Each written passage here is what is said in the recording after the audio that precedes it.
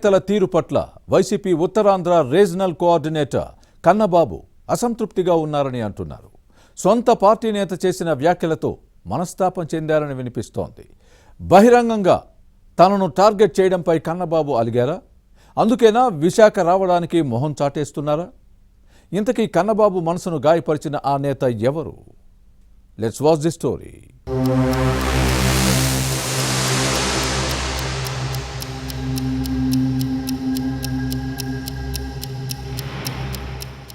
YCP Uttarandhra regional coordinator Kannababu ఈ మధ్య విశాఖకు రావటం మానేశారు.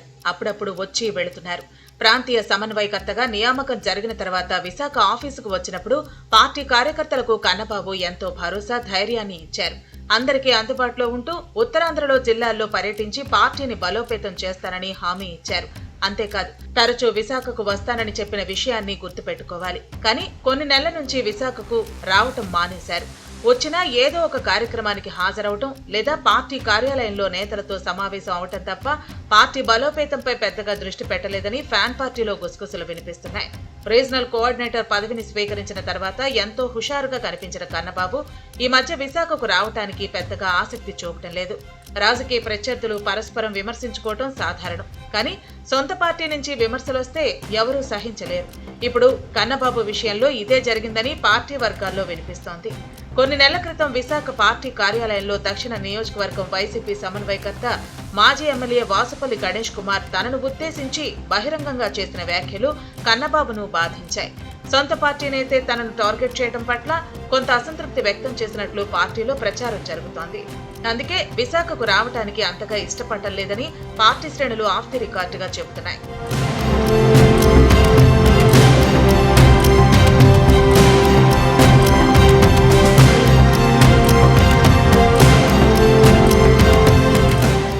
ఇక విశాఖ దక్షిణ నియోజకవర్గం సమన్వయకర్త వాసుపల్లి గణేష్ కుమార్ వ్యవహార శైలిపై ఫ్యాన్ పార్టీ హైకమాండ్ గుర్రుగా ఉందన్న ప్రచారం జరుగుతోంది.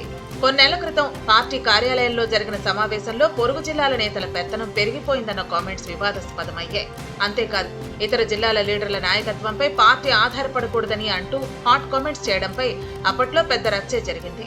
అంతటితో ఆగకుండా ఇతర జిల్లాల నేతలకు రీజనల్ కోఆర్డినేటర్స్ పదవి ఇవ్వద్దని గతంలోనే చెప్పానని బహిరంగంగానే వాసుపల్లి వ్యాఖ్యానించారు.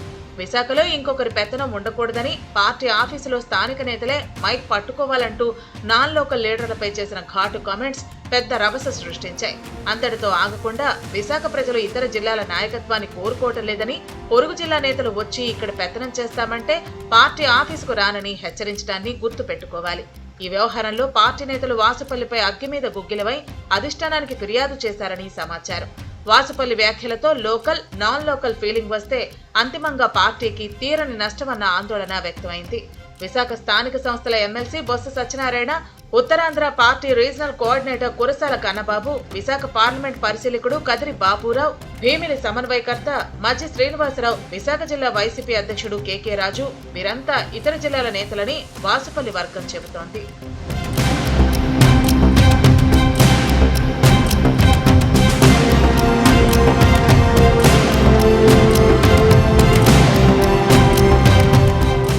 పార్టీలో ఉన్న పొరుగు జిల్లాల నేతలపై వాసుపల్లి గణేష్ కుమార్ చేసిన వ్యాఖ్యలు కన్నబాబును బాధించడంతోనే విశాఖకు రావటం మానేశారని పార్టీలో ప్రచారం జరుగుతోంది.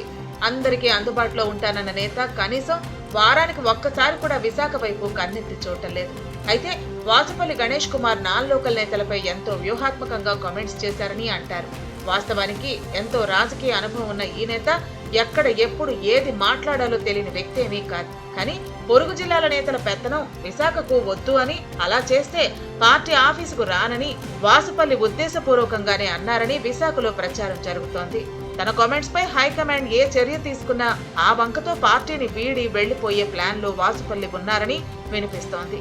అయితే ఈ నేత వ్యాఖ్యలతోనే కన్నబాబు విశాఖ రావటం లేదన్న ప్రచారం వాస్తవం కాదన్నది ఇరు వర్గాల వాదన.